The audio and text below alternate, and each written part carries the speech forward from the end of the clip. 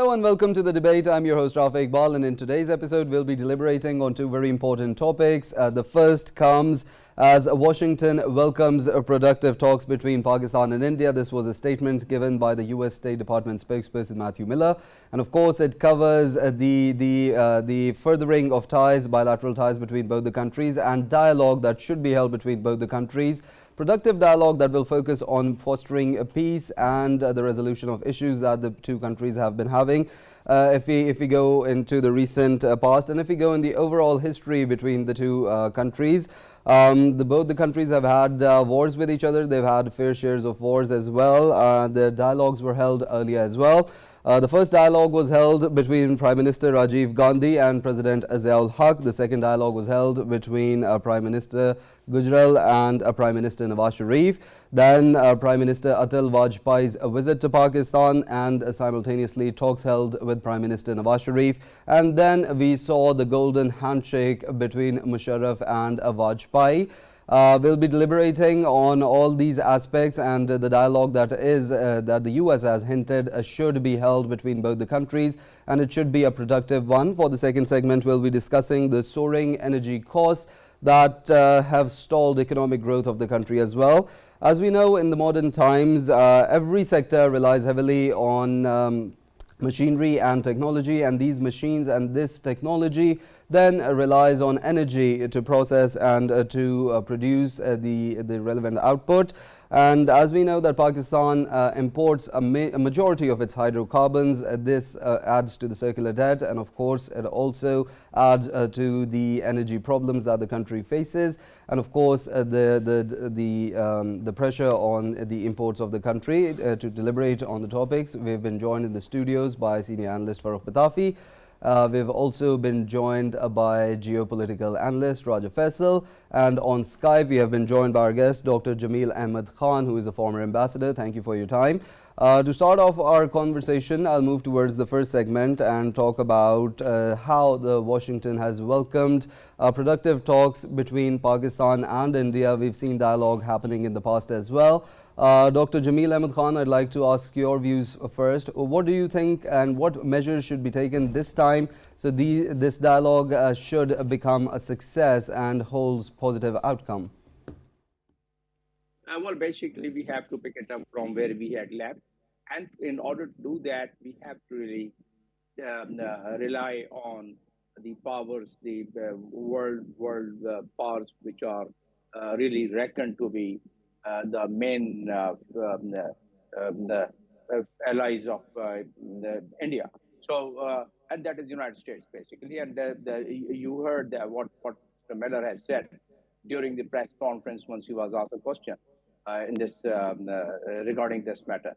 So I personally feel that I think we had so many engagements with the India, but somehow, and very unfortunate that during Modi regime there were certain incidents, particularly 5th of August, once the 370 Article 370 was abrogated and Article 35 was abrogated.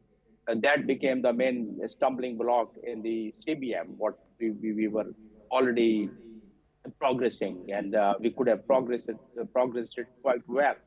But United States now in the current geopolitical landscape, they seem to be interested that the friction between these two nuclear armed powers is reduced, and they are able to, these two nuclear armed powers are able to really iron out some of their those soaring points.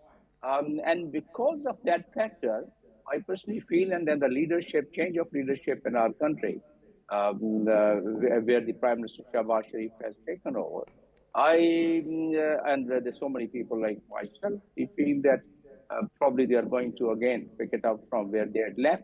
And Modi, after winning this new election, it is assumed and it is felt that perhaps he would also have some flexibility in resuming the CBM or resuming those dialogues.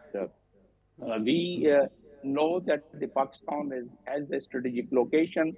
Pakistan is an ally of the United States, although there have been some humps in that at times, but by far we have been having relations and continuous good relations and sometimes little friction with the United States, and we've been allies with the United States and so many counts, and particularly after 9/11 on war on terror and some of the other common interests where we had military to military cooperation, where we had the joint exercises, where we have economic ties, investment of the United States, and more importantly, United States interest, particularly with regard to the containment of China. And the United States is going in a very subtle manner. So is the case with China, and we are quite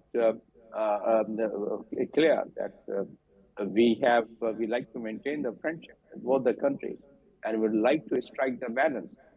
While striking the balance and while maintaining the relations with both these countries, we would definitely the Pakistan and India being a nuclear armed countries, and if they are able to sort out some of their these problems and issues and conflicting issues, I guess this region can really flourish a lot. And if we look at the track record of the Nawaz Sharif government in previously, it appears that they would at least try to resume the talks. But the main problem with us is, again, what has happened in Kashmir and so many reports on Kashmir.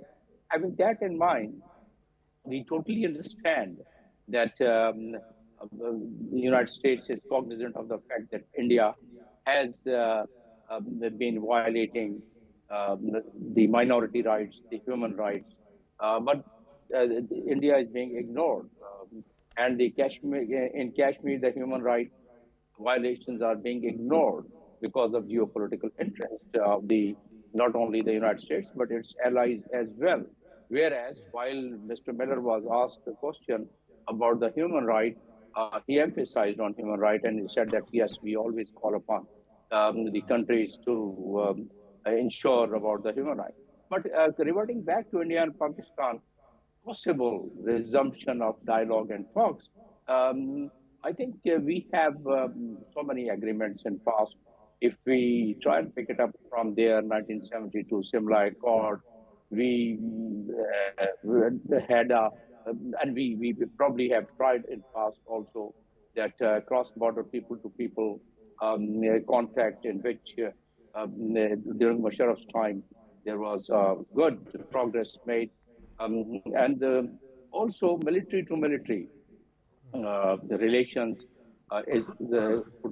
could really give us a chance of building the confidence between the two countries with hotline, with military between the two officials of two sides. And this would also avoid any risk of the accidental conflict between the two nuclear armed countries. So if we have all these factors in our mind, then the trade becomes one of the factors which could definitely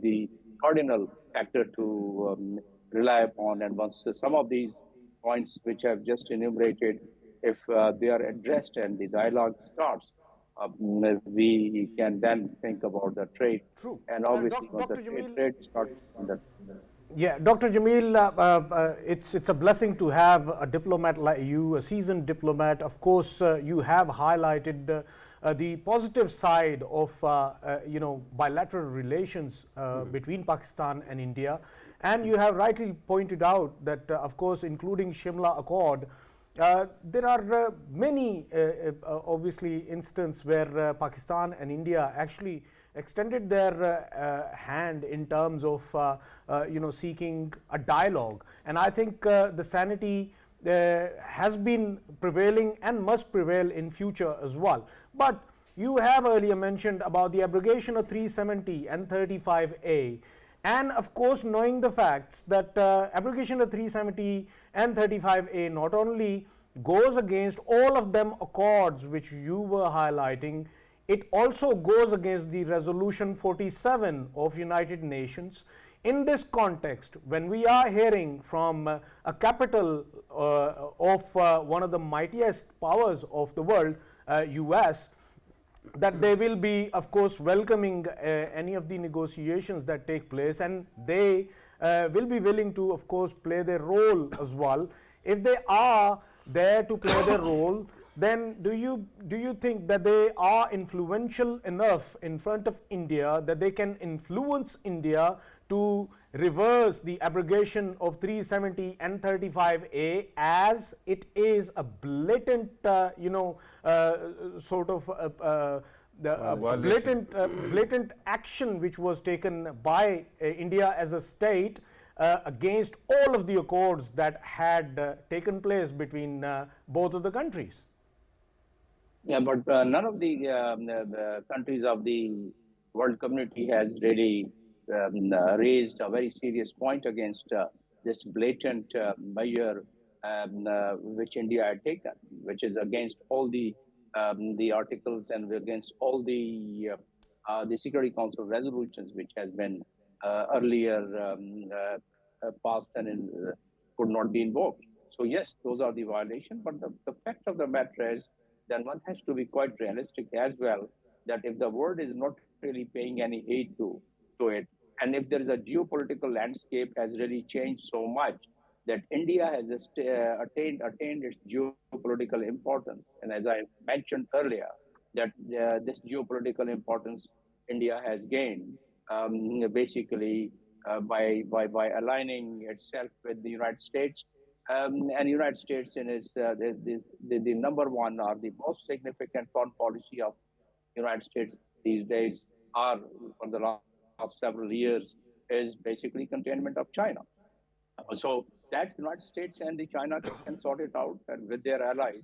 So far as Pakistan is concerned, Pakistan, like India has the best of the best relations with Iran, and India has best of the best relations with the United States. So many other countries, we can give the examples. But basically, Pakistan has to really navigate itself diplomatically in such a manner that we are able to retain friendship, and not only friendship, we would not be really aligning with any of the pressure group or any of the countries at the cost of the other country. We have our own bilateral relations and which have a history, both with China and with the United States. We should think of developing that. So reverting back to your this point which you have raised, yes, United States is a force to be reckoned with. United States can influence India. United States can always, because in its own interest, geopolitical interest, United States can always create an enabling environment for the two countries to enter into dialogue. Not necessarily that it's going to be to get sorted out in the next few months or maybe next few years, but at least if the dialogue starts, then as Mr. Miller said, that all the points which are the point, all the issues between the two countries, including Kashmir, should be taken up. So once it is discussed parallelly, all these issues, I think some of the issues will succeed in the shortest span of time, and some of the issues we might as well succeed by spending a little more time, because the Kashmir issue has really the Indians have made it so complicated. But one must say that Indians have been able to avoid any kind of a world pressure due to a variety of reasons. You may call it a trade influence, you may call it a geopolitical influence, you may call it their efforts to have a bilateral and multilateral engagement, whatever we may call it. But the fact of the matter is they have violated the Security Council resolutions, not one, not two, not three, more than 7 Security Council resolutions they have violated. And despite that, the world is not. We have submitted 131 pages of dossier to the United Nations. The Human Rights Council Commissioner has presented a very big volumetric report of the violation of Human Rights Commission. And while he was presenting that to the press, the tears started rolling down his cheeks. But still, hardly anything happened and the world did not really move emotionally or legally. So what is needed to be done is that we should not keep quiet. We should keep pursuing our foreign policy goals. But at the same time, the door of the dialogue we can open, provided Indians they respond to it, and we cannot really all the time initiate it from our side. And countries like United States can, as I said, create an environment, an atmosphere that both countries they sit together and start negotiating. Once they are able to sit together, in the new emerging geopolitical scenario, the Modi, I don't think, would remain the same Modi in terms of his rhetorics about the minorities and his rhetorics about the violation of human rights. Probably he would think of, because they are now thinking to become the member of the Security Council. They are now thinking to become the world economic power, succeeding so many other neighboring countries and competing with the China. So if we have all those factors in mind, they can't really attain their dreams if they keep having conflict with a nuclear armed country like Pakistan. They should realize, and there are some realizations among their scholars and among their authors and among their intellectuals.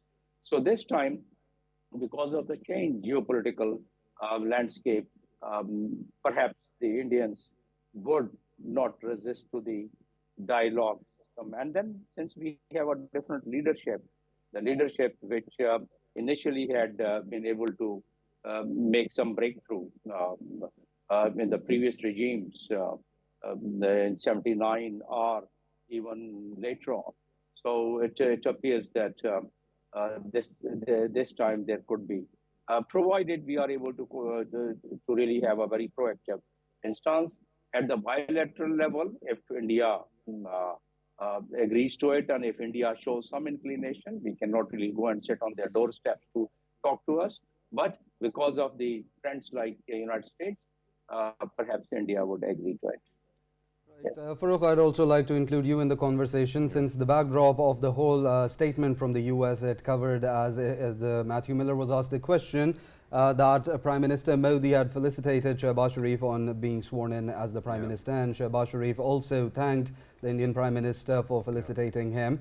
And of course, the whole bilateral ties between the two countries, they deteriorated, as Dr. Jamil also said, they deteriorated post 5th of August 2019 when India unilaterally abrogated Article 370 and 35A. Considering the tensions between the two countries, it have always revolved around the core interest of Kashmir. What's your take on what Dr. Jamil just had to say, and how can both these countries resolve their differences and start to initiate a dialogue process on the Kashmir issue? Right. Thank you very much, Rafae. First of all, I just wanted to correct a record. I think earlier it was stated that none of the major powers actually reacted to the Kashmir changes in Kashmir. If I recall correctly, at that time, China actually came up with a very clear statement. And after that, twice it convened UNSC meeting as well, only with the permanent members, right? Of course, veto powers being what they are, in the end, we couldn't see any tangible result.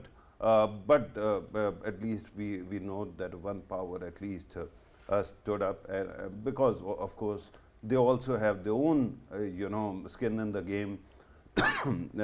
The way it has altered the China-India border equation, that also matters, right? I think that this is something that stands out. Now let us talk about these tweets. And then, of course, the comment also. Pakistan and India have this love-hate relationship, which has actually, developed into many love-hate triangles. For example, there's one triangle, Pakistan, India, China. There's one Pakistan, India, America.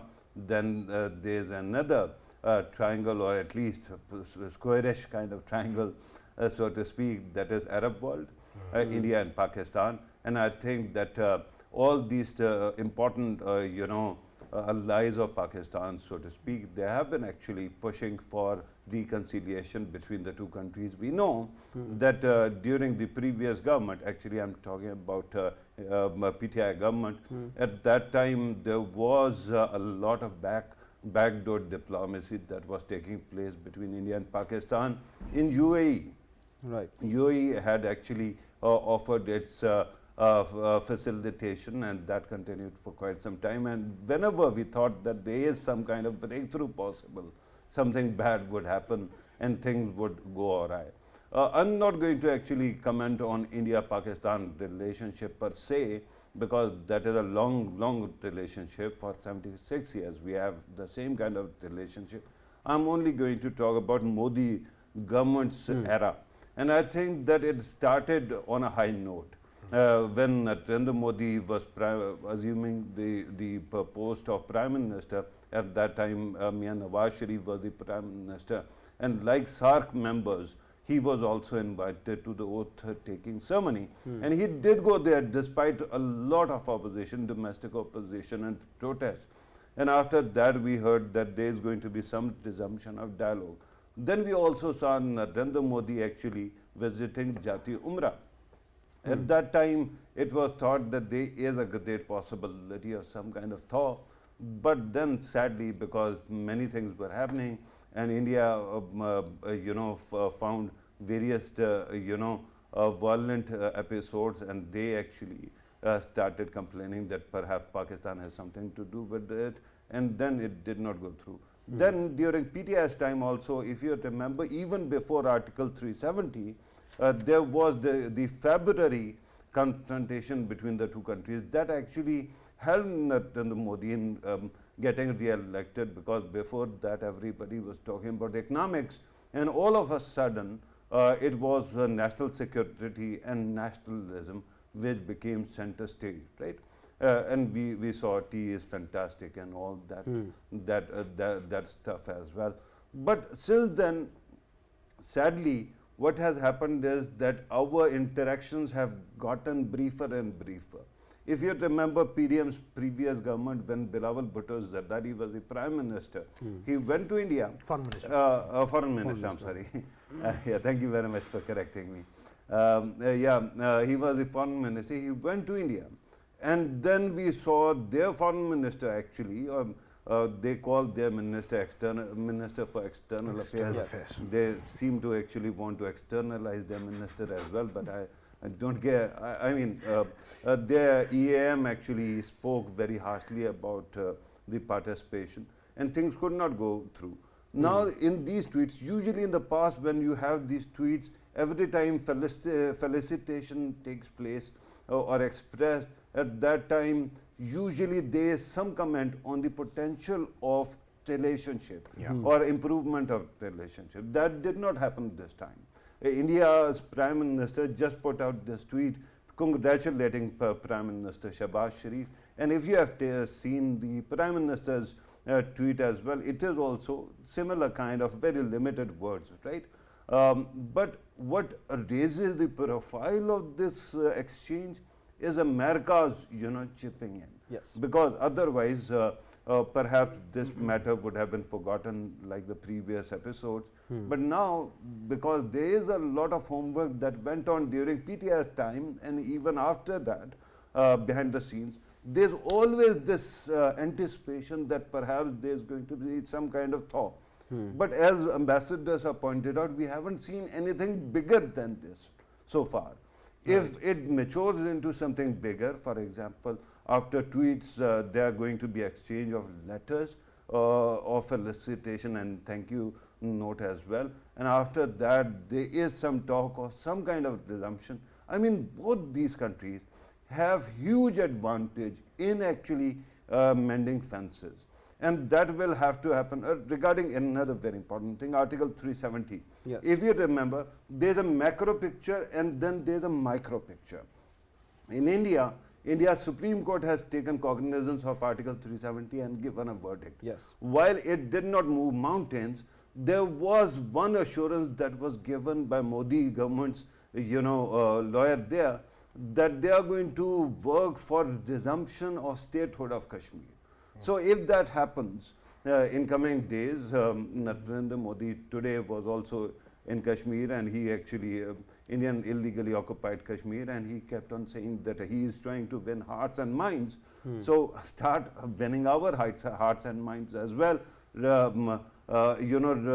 Reinstate Article 370, and then let us have a conversation as friends. Right, very rightly pointed out. Dr. Jamil, as the Pakistan's Foreign Office spokesperson, they also responded to Matthew Miller's statement.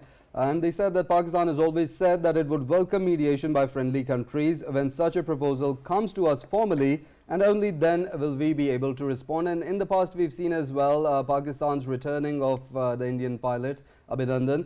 Pakistan has always showed friendly gestures, and owing to what Farrukh Pitafi just had to say as well, that it should be, it takes two to tango. It cannot be just one side giving in their efforts and the other side just putting up allegations or criticism. What's your take on all of this? Well, basically, the diplomatic advancement, it only takes place once the mutual respect and mutual interest is maintained. So we did extend our goodwill gesture. And once we did not find that we could have that much of response from India, then obviously we cannot really.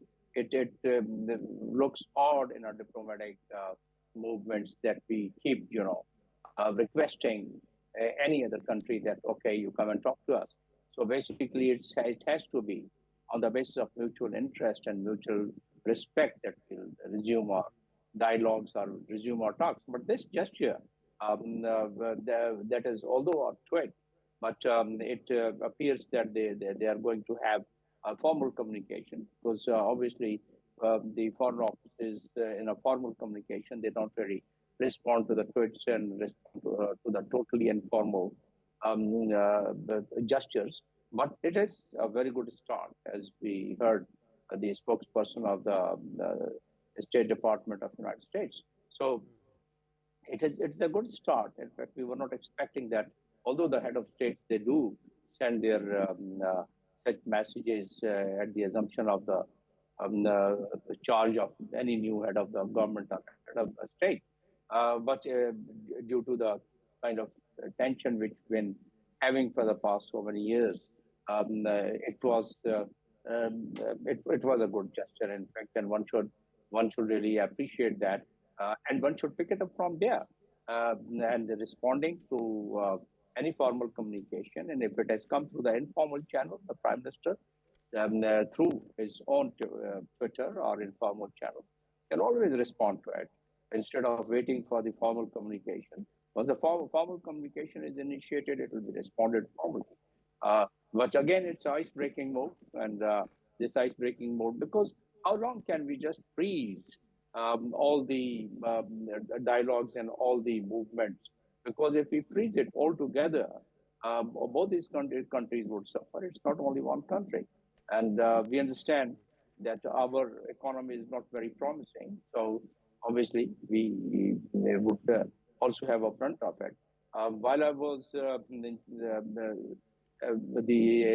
head of the mission in UAE, I had collected some statistics, and we know that it's about 65% of the goods and services of India are the goods and services of Pakistan.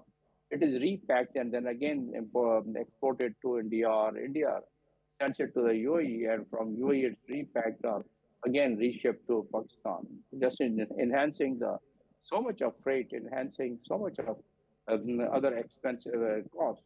If there is a trade on, of course, equal terms, then both countries are going to benefit out of it. And then the people on both sides, if there is the previous initiative, people-to-people contact, the bus service, if it starts, the people of both sides would be benefited, and the tension would automatically reduce. The cultural exchange, the educational exchange, other exchange programs of the two countries, and then the entire door for various initiatives open. So far as 370 is concerned, I don't see that it's going to be abrogated anytime soon. It all depends how the Kashmiris, they would definitely, how the Kashmiris, reinstated. And again, I don't see that it's in the enforceable future. It's going to be, thank you, reinstated. But if the consistency by the Kashmiris, consistency by Pakistan, consistency by some of the countries, as has been pointed out, China has always been. I don't seem to remember any stage that China went against the interest of Pakistan or even Kashmir. So because we have those common grounds, and they would not. Once I describe about the world community, it's other than China. Even Russia did not fully support, but Turkey has been very a good proponent of the Kashmir cause. Even in Iran, we must appreciate that they've been raising the voice of Kashmir. So some of these countries, through the public diplomacy, they have done a lot. China in Security Council, yes, they have supported, but the story doesn't end there. It has to be a consistency. It has to be the Security Council has to be moved time and again about its own resolutions for its implementation under Chapter 6 and Chapter 7. That's not being done. Right. And also the General Assembly. Right. Raja Faisal, if you can also give your remarks very briefly. Yeah, obviously, Dr. Jamil has highlighted each and everything very precisely, and of course, he is someone who has the grip on, these diplomatic affairs, especially when it comes to. But Raja Sahab, you are also geopolitical analyst. Yes. So you also have a good grip on these matters. Yeah, and I think to me, the most important thing which was highlighted by Dr. Jamil was related to inclusion of China. And I believe that whatever happened in 2020, of course, it happened right after when abrogation 370 and 35A was abrogated. And we know that in eastern Ladakh, of course, we saw that Indians, they were taken to cleaners by the Chinese, and Chinese, they started building up there. And the only reason behind it was that China, along with, of course, Pakistan, we will never accept the unilateral steps taken by India. Of course, in Indian illegally occupied Jammu and Kashmir, whatever India wants to do, of course, it is neither accepted to Pakistan nor it is accepted to China. Here is the tricky bit. Tricky bit is that America, of course, has posed India against China. In obviously, South China Sea, they wanted a power, and they got in terms of India, and they want to maintain that pressure on China. When they want to maintain that pressure on China, then of course their immediate interest and primary interest in the region is that they keep on facilitating the Indians in the region.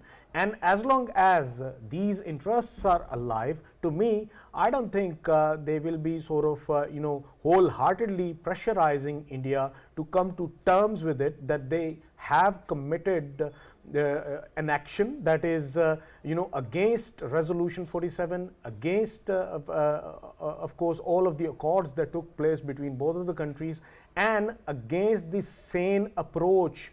When you know that your opponent has the nukes, you have the nuke, and of course the third party we are highlighting here, they have the nuke, and these obviously, all these three countries, they are almost 45% of the population of the world. So this is a sort of a ticking point, and I think the world powers, they should be taking it very seriously when it comes to resolution of Indian illegally occupied Jammu and Kashmir.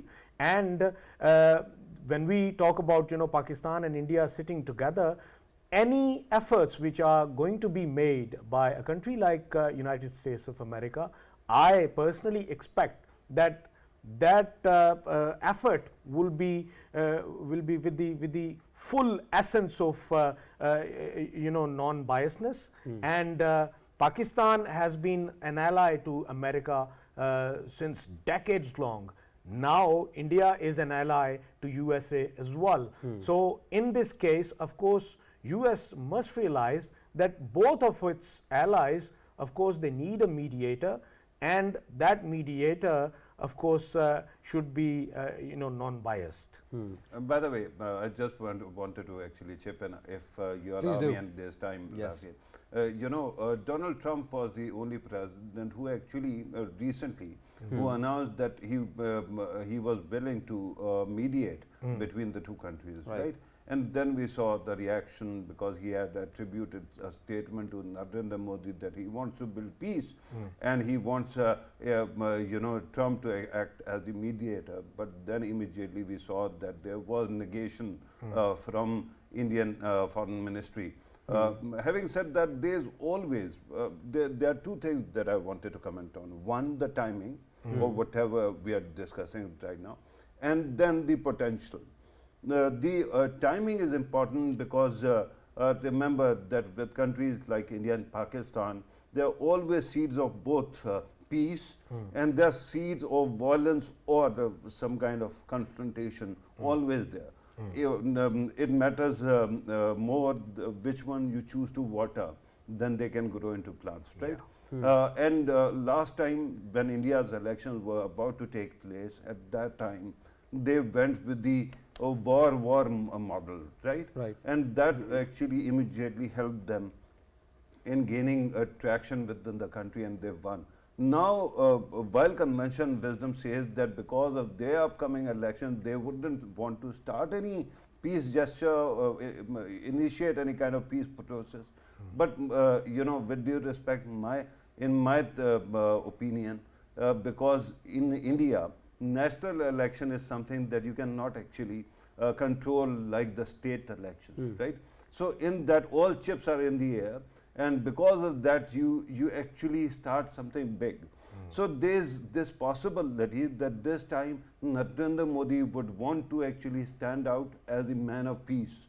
And if that happens, there's always a chance that they may reach out or there's some third party facilitation through which we might actually start building peace.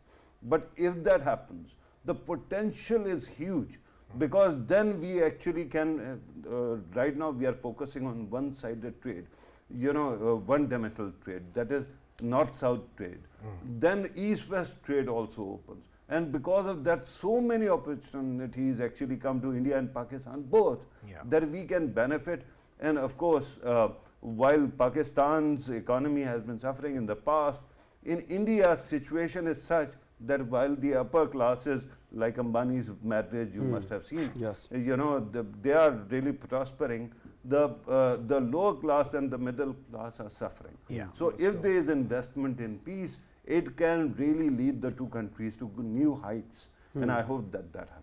Well, definitely very rightly put. Of course, when there's peace, business flourishes, trade flourishes, and of course, there's happiness all around. And this is a positive step in the right direction. Of course, dialogue is always a right step, step in the right direction.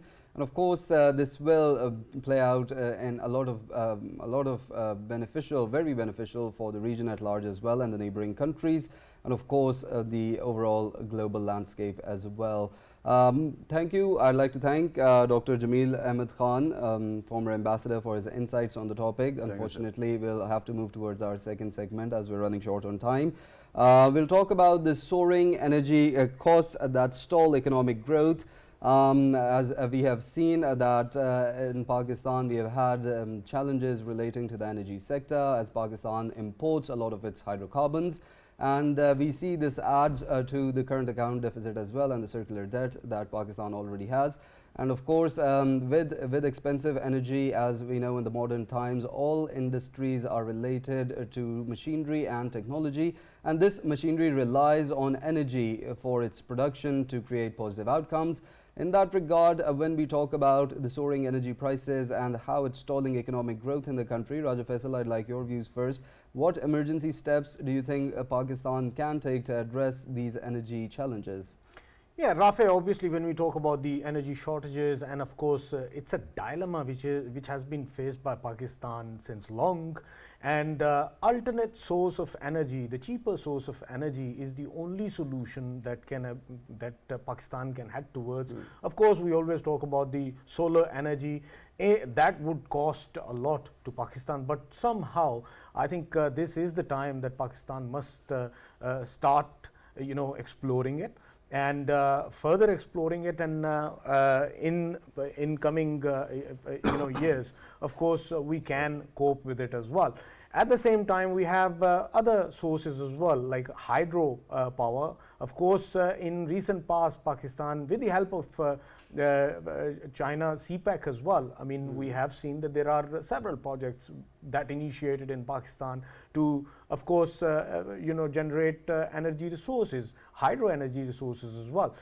Pakistan needs to put more efforts in it, because this is one of the cheapest one that we can have. And of course, now we know that the basic households of Pakistan, domestically as well as the industries, they are suffering because of it, because there are shortages of energy, number one, and number two, the energy prices, they have seen a hike which is getting out of control. And I think if it is not taken care of at the immediate, then of course we would be facing more problems.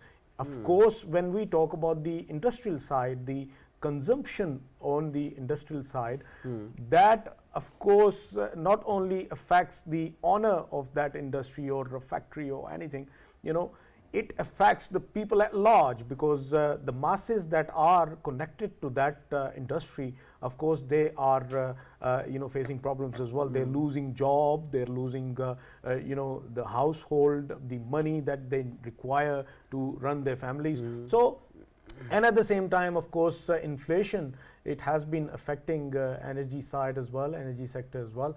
But the immediate, Rafae, steps that can be taken is the cleaner source of energy and the cheaper source of energy. Pakistan can obviously go for it. Of course, Pakistan is kind of country where there is more sunshine, and I always say that we are not, tapping on or utilizing our resources. And in modern times, sunshine itself is a resource that Pakistan is blessed with. A country like Pakistan, of course, needs to put efforts in this side as well. We should be learning from our eastern neighbor India. Earlier we were talking about, of course, there are a lot of things that we can learn in that context. I mean, Indian Punjab, they came up with an idea that they have shadowed their canals. I mean, for miles and miles, they have these solar panels installed right on top of the canals. It not only generates their energy needs, but of course it protects their canals as well, because we know that the kind of temperature Pakistan and India go through, of course, when when the canals are open for them temperatures, the water, it keeps on reducing, and they are trying to, of course, they are saving their water resources. At the same time, they are generating their energy resources as well. So we need to learn a lot from our eastern neighbor as well in that context. So this is the solution, and the urgent eyes are required to look upon these. Right, learning is a process that should always be continued. For Pitafi, as we know that Pakistan recently, we initiated the third coal power project. We've also seen joint ventures with China relating to green energy. We also see that there's other projects relating to energy with neighboring countries as well. What's your take on what measures Pakistan can take with the neighborly countries that also have energy challenges or that have abundance of natural resources in tackling Pakistan's own energy problems? Right. In your question, there was a lot of answers, right? Similarly, earlier, Raja Faisal also spoke at length about these solutions, but I wanted to actually unpack the problem first. You'll have to mind time. I understand that we are at the fag end of the program. Ahead. But you'll keep on reminding if I'm, overstepping my time limit. Farrukh, you have almost 5 minutes. Yeah. I don't know. Thank you very much for reminding me. I'll try to buy you more time. Yeah, that's okay. don't want to see long faces of producers, right?